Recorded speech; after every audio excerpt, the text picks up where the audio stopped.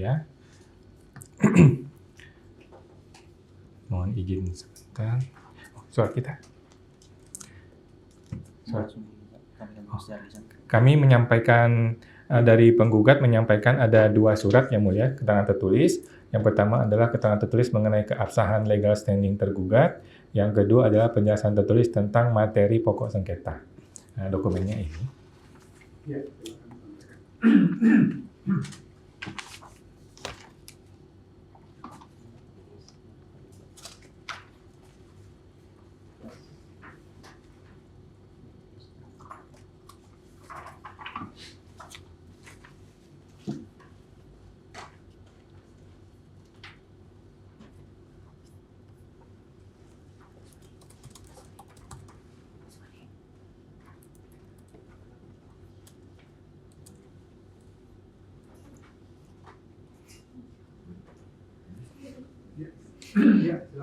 Baik, terima kasih yang mulia.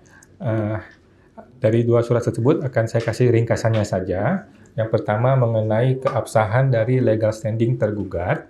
Jadi menurut kami terdapat ketidakjelasan hubungan hukum antara penandatangan surat tugas yaitu Farid Batiar dan juga para kuasa hukum di dalam surat tugas tersebut dengan Direktur Jenderal Pajak selaku tergugat. Yang kemudian tidak ada penjelasan normatif mengenai pelimpahan kewenangan dari Direktur Jenderal Pajak selaku tergugat kepada penandatangan surat tugas di dalam surat tugas tersebut ya, sehingga ST itu menjadi tidak jelas. Bukan berarti ST itu cacat, cuman menjadi tidak jelas gitu ya mulia. Dasar hukumnya ada di pasal 34 ayat 1 di Undang-Undang Pengadilan Pajak ya, bahwa para pihak dapat didampingi oleh atau diwakili oleh kuasa hukum dengan surat kuasa khusus. Kemudian oleh SEMA 7 dikatakan boleh menggunakan surat tugas. Namun surat tugas itu harus jelas gitu, dan surat kuasa juga sama harus jelas. Kemudian ada di dasar hukum yang lain, pasal 50 ayat 2 Undang-Undang Pengadilan Pajak, bahwa majelis hakim wajib memeriksa kelengkapan dan kejelasan identitas serta dokumen perwakilan sebelum masuk ke pokok sengketa. Dampaknya adalah menurut penggugat, surat tugas menjadi tidak jelas. Kalau tidak jelas, maka menjadi cacat formal, dianggap tidak ada ya, atau dianggap tidak sah, maka kuasa hukum tergugat patut dianggap tidak hadir dan segala keterangannya tidak memiliki kekuatan hukum mengikat.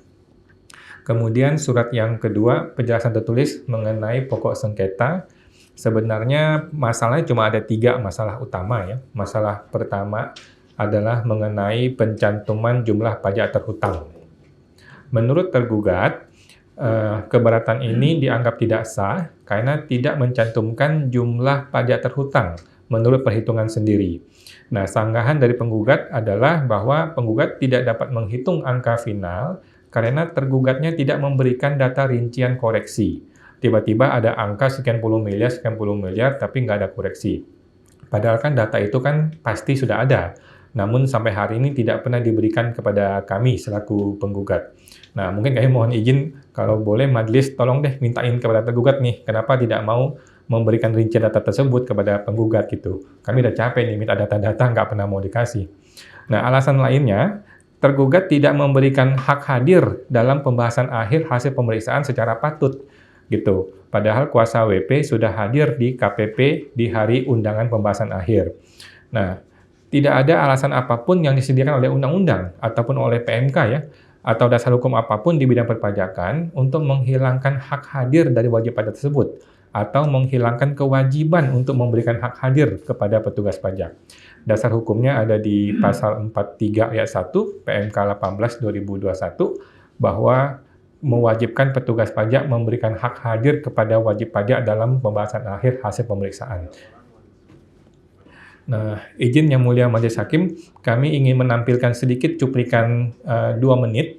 Ini adalah sidang di Mahkamah Konstitusi mengenai kemarin ya, pasal 34 ayat 1, di mana Hakim MK itu sudah menjelaskan ya, bahwa sudah menyatakan bahwa pasal 34 ayat 1 Undang-Undang KUP bukanlah dasar hukum tentang larangan merekam. Jadi sebenarnya sih kita tidak perlu menunggu putusan MK, sudah jelas ya, tidak ada larangan merekam. Nah, mohon izin saya akan tunjukkan videonya, mudah-mudahan suaranya bisa masuk. Izin yang mulia. Oke. Seperti ini. Saudara penggugat ini kalau masih ini dikit ya. Oh iya, izin kami lampirkan berikutnya Yang Mulia. Supaya kita bisa mengikuti. Kita upload aja. Ya, kita akan upload dan kita akan tampilkan lagi. Terima kasih Yang Mulia. Nah ini cuma sedikit saja Yang Mulia. Audio dari sini karena takut echo, akan saya coba. Nggak bisa ya, echo ya. Atau izin boleh saya kasih linknya kepada chatting di sini untuk mungkin bisa dibantu Pak Panitera atau Ibu.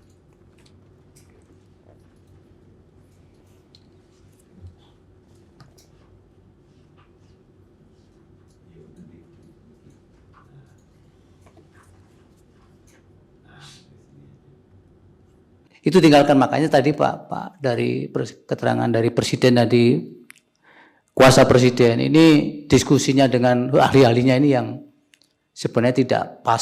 Jadi mestinya Anda juga membawa ahli perpajakan, betul kata pemohon, terlepas Nah nanti masih bisa Pak menambah ahli keterangan ahli yang sifatnya tertulis, selain yang ahli masalah informasi, masalah perekaman tadi seperti Pak Edmond dan Pak Saragih, bisa tambah ahli yang berkaitan dengan bagaimana menjelaskan pasal 34 ayat 1 ini. Benar tidak kalau itu kemudian sampai melarang orang merekam, kemudian dipasang, ditempelkan di setiap kantor pajak, sehingga itu menimbulkan ini dasar hukumnya mana pasal 341, pasal 341 tidak ada larangan merekam. Yang adalah warning untuk para petugas pajak tidak boleh menceritakan data wajib pajak kepada siapapun. Kecuali ada pasal ayat-ayat lain, misalnya menteri, kemudian atau untuk kepentingan penegakan hukum kepada pejabat kepolisian, penyidik dan lain sebagainya, ada di pasal 3, pasal 4, itu ada. Itu pengecualiannya, tapi secara universal mestinya ada pada diri sendiri Pak, ada pada petugas pajak yang bersangkutan.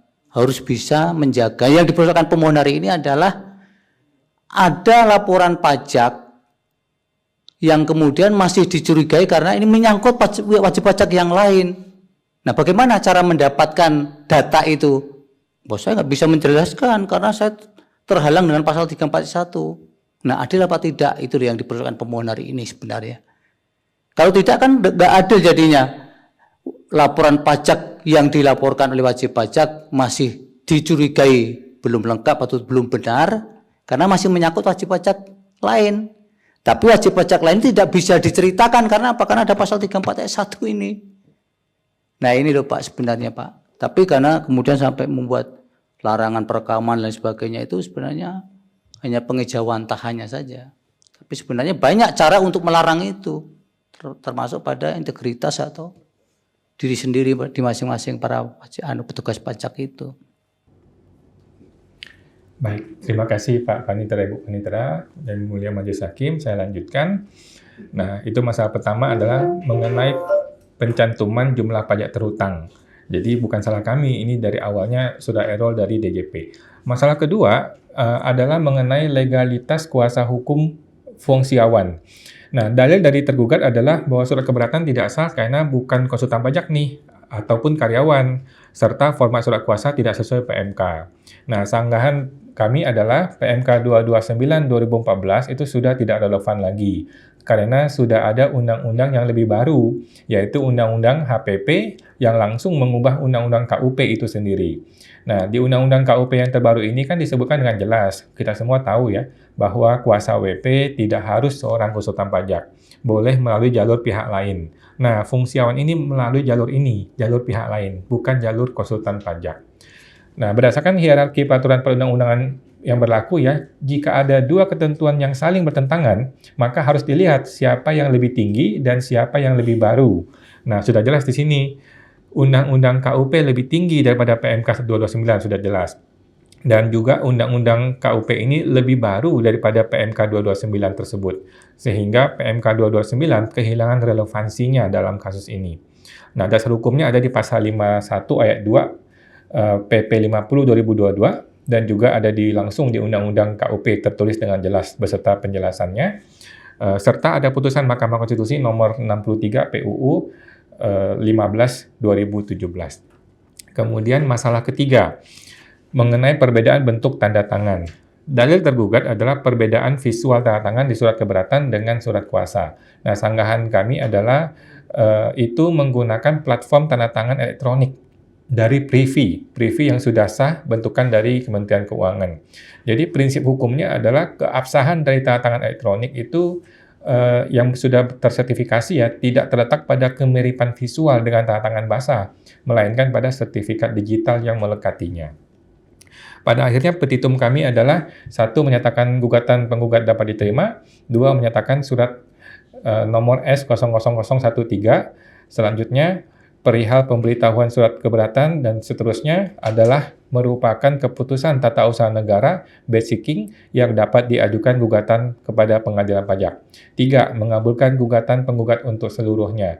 4. Membatalkan surat nomor S/00013 dan seterusnya perihal pemberitahuan surat keberatan dan seterusnya. 5.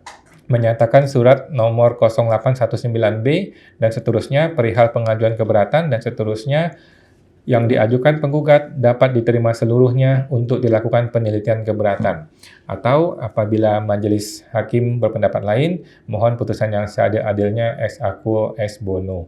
Dan seterusnya ada satu lagi dari Pak Veteran, izin yang mulia.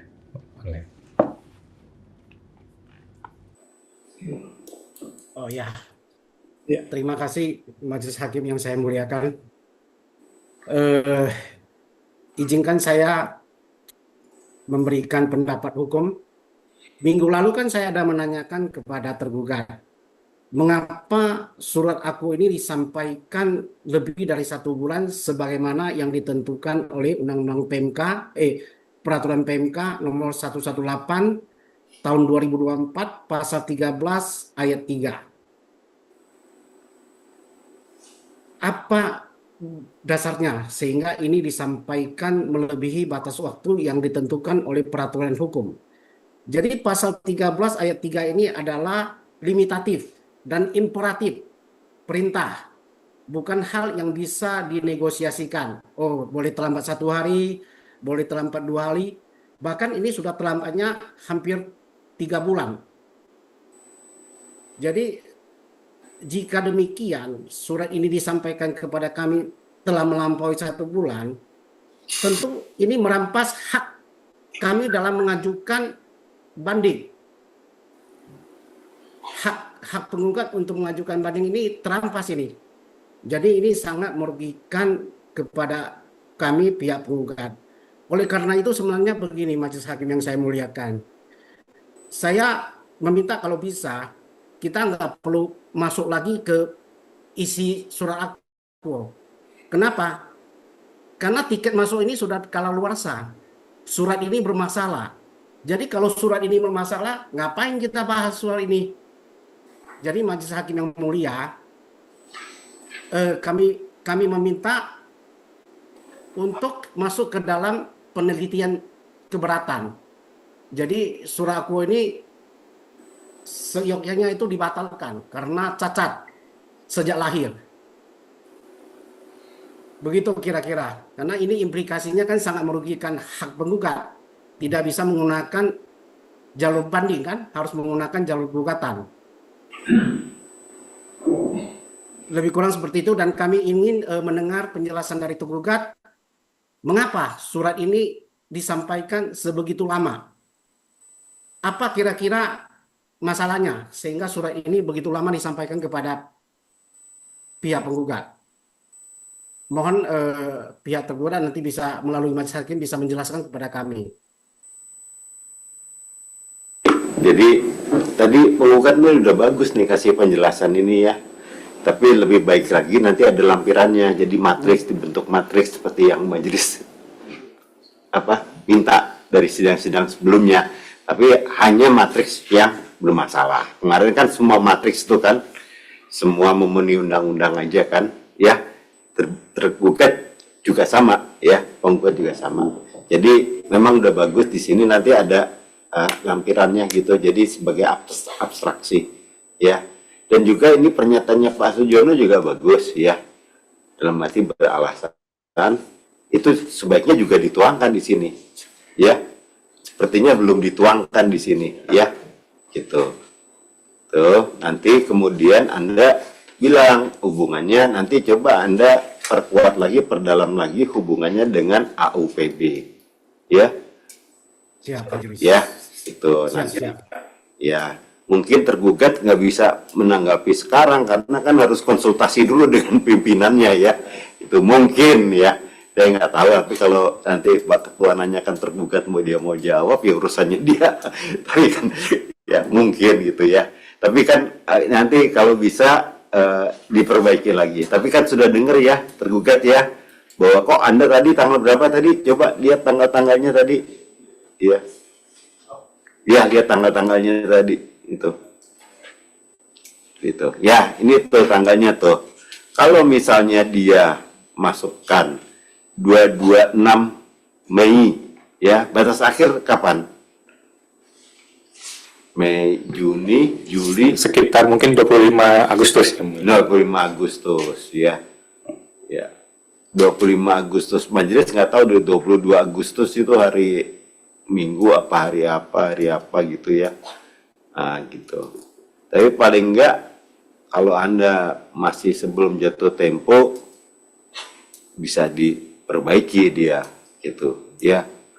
Tentunya. Ya, nanti Anda bisa juga nanti Anda sampaikan itu bagaimana prosedur internal, tapi dia beralasan.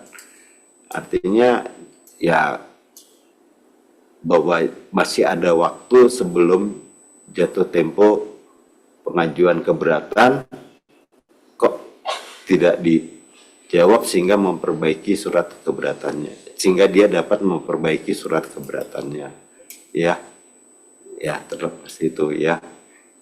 Jadi argumennya penggugat hari ini adalah memang di surat keberatan tidak dicantumkan itu karena tergugat tidak menyampaikan nilai. Betul gitu ya.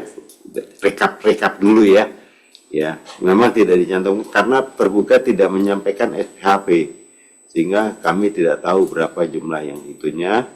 Terus yang kedua masalah kewenangan ya. Masalah kewenangan saya juga berwenang karena sesuai dengan undang-undang yang berwenang tidak hanya konsultan pajak tapi juga kuasa, ya gitu. Mengenai masalah tanda tangannya tadi katanya elektronik ya, betul ya. Nah, tapi kan kalau misalnya tanda tangan berbeda berarti ada pemalsuan tanda tangan tergugat, itu udah pidana itu, ya masalah itu. Tuh. Kalau Anda permasalahkan tuh tanda tangan berbeda, saya juga kalau tanda tangan jam 12 malam juga beda ya sama tanda tangan pagi. Jadi nggak bisa dijadikan. Jadi kalau memang benar-benar berbeda ya silahkan Anda ajukan ke polisian, ke tergugat. Itu berarti ya terbukti itu dia ada upaya pidana itu. Ya. Silahkan aja Anda tanggapi itu, konsultasikan dulu ya kalau perlu. Tapi untuk menggugat perbaiki ya, tambahkan tadi Pak Sujono itu lihat tanggal sesuai dengan tanggal-tanggalnya, argumennya diperbaiki ya, hubungan dengan undang-undang AP ya, itu tadi ya. Itu ya. Bisa ya Pak Sujono ya? Siap Pak, siap. Nanti ya silakan Pak. Itu Pak. Ya, kan kita juga memberikan kesempatan juga nih kepada perbanding ya untuk bicara ya. Tergugat. Silakan, apa yang mau Anda sampaikan nih? Terima kasih Yang Mulia. Untuk sementara kami sampaikan untuk jadi saat mengajukan keberatan, pemohon meminta permintaan informasi dasar penggunaan SKPKB dan sudah dijawab oleh para KPP Jakarta Cengkareng Yang Mulia. Kami sampaikan kopinya Yang Mulia.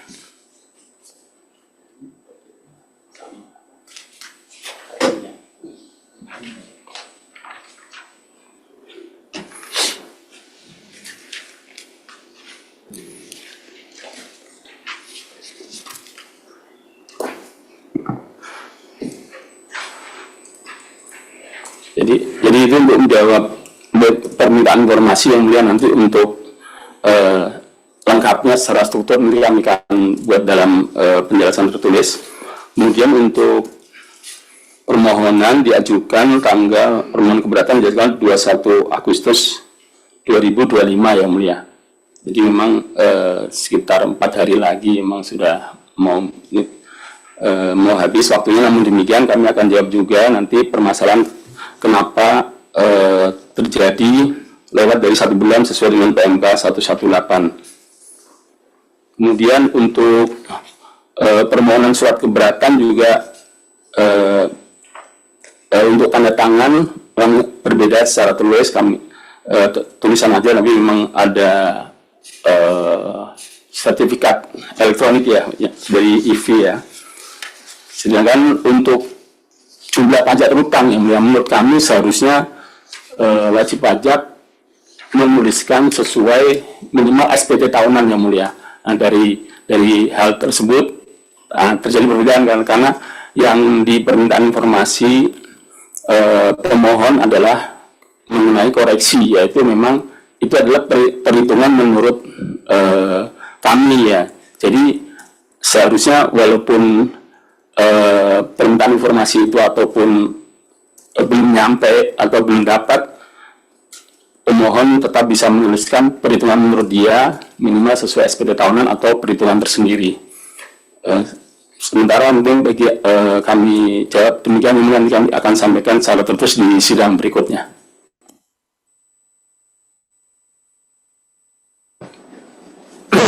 Jadi udah itu aja ya. Itu nanti tolong tadi yang diminta ya. Maksudnya bicarakan juga dengan atasan Anda ya. Ya nggak, kenapa itu? Soalnya PMK-nya tadi kan jelas tuh.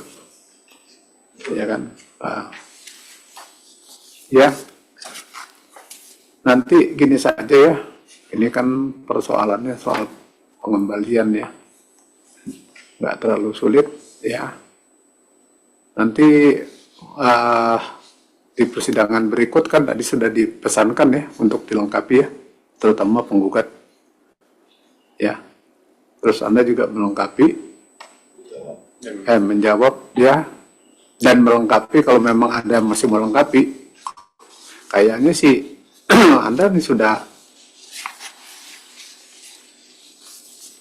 yang kemarin itu kan, itu yang alasan-alasan yang Anda masukkan, tapi kan udah dibantah semua tuh tadi sama penggugat ya. Jadi tinggal yang satu itu saja, tinggal ya. Ya, karena tadi panjang lebar kan sudah dijelaskan sama penggugat ya. Mungkin cukup dulu kali ya penggugat. Baik, izin Yang Mulia, untuk agenda sidang berikutnya, jadi tanggal berapa dan agendanya apa? Karena kami mau menghadirkan ahli, mau cek jadwal Yang Mulia. Oh, mau terkait apa nih ahlinya? Ahli pengembalian. Ya, seperti biasa ya, Mulia. Ada ahli untuk, satu ahli saja sih mungkin ya, untuk terutama keabsahan surat tugas dan juga mengenai yang tadi ini Yang Mulia. Semua isinya juga termasuk Yang Mulia. Oh gitu, ya surat tugas ya silakan aja ya. Nanti biar menambah pengetahuan juga ya. Jadi nanti silakan, nanti yang Anda mau ajukan itu apa, siapa ya. Terus yang mau dibicarakan juga ya. Memang karena hal yang terkait dengan kasus kita ya, tolong supaya lebih agak, maksudnya kita batasi aja skupnya ya. Jadi supaya kita lebih fokus juga gitu. Fokus mendengarkan, fokus menyerapnya ya. Terutama juga nanti tolong nih tergugat juga ya, jangan sampai nggak hadir nih nanti ya. Ya kan? Ini kan juga buat pengetahuan kita bersama lah. Ya. Itu nanti mungkin kita siang aja juga ya, penggugat ya. Ya, kita jadwalkan siang, mungkin mudah-mudahan nanti persidangan berikut nggak terlalu banyak ya. Dan kita nanti bisa kita akhiri setelah itu Ya, mungkin itu aja dulu ya. Izin Yang Mulia, mengenai jadwal, jadi mungkin kami kalau bisa ahlinya di tanggal 4. Jadi mungkin berikut tanggal 21 ya. Jadi tanggal 21 mungkin masih yang tadi PR-PR kita. Kalau boleh kami ahli di tanggal 4 Juni Yang Mulia. Oh, hah? Iya. Iya. Tunda kita tanggal 4 deh. Ah. Iya. Tanggal 7 apa? Juni. Apa itu tanggal berapa nih setelah ini? Ya, 4 Pak. Hah? 4. Oh, libur ya? Libur Oh, ada libur 2 kali. Ya, betul-betul. Jadi tanggal 4, Pak, ya? Ya, nanti kita lanjutkan. Berarti langsung semua di tanggal 4 Yang Mulia ya? Tanggal 4 itu Oh, semua. baik. Selesai semua Yang Mulia.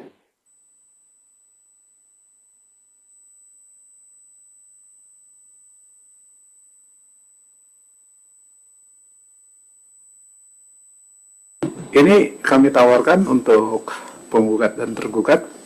Apakah nanti tanggal 4 itu kita langsung closing atau kita sekali lagi?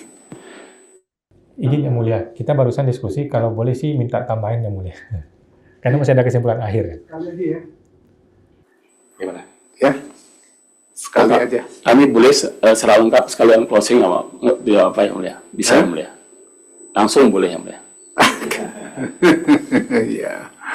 Kalau Majelis sih setuju aja. iya, kalau Ya kan? ditunda lagi ya. Ya. Gimana penggugat? Izin Yang Mulia, mungkin karena kalau boleh sih biar nggak terlalu ini Yang Mulia terburu-buru, mungkin satu kali lagi setelah tanggal tepat ini. Terima kasih Yang Mulia. Saya sepakatnya tanggal 11 nanti kita closingnya ya. Baik. Ya, tanggal 11 setelah tanggal 4. Oke, ya. Jadi kita tunda, kita akan lanjutkan tanggal 4, gimana? Coba lihat. 18 biar ada 2 minggu Pak. Oh, 18. Iya. Iya. Ya sudah. Gitu. Iya. Tanggal 18 ya. Ya. Ya. Jadi kita akan lanjutkan sidang untuk berikutnya adalah tanggal 4. Ya. Ya. Dengan telah berakhirnya pemeriksaan terhadap Saudara Rudi dan dengan mengucapkan syukur pada Tuhan Yang Maha Esa, sidang hari ini Kamis tanggal 7 Mei majelis nyatakan ditutup.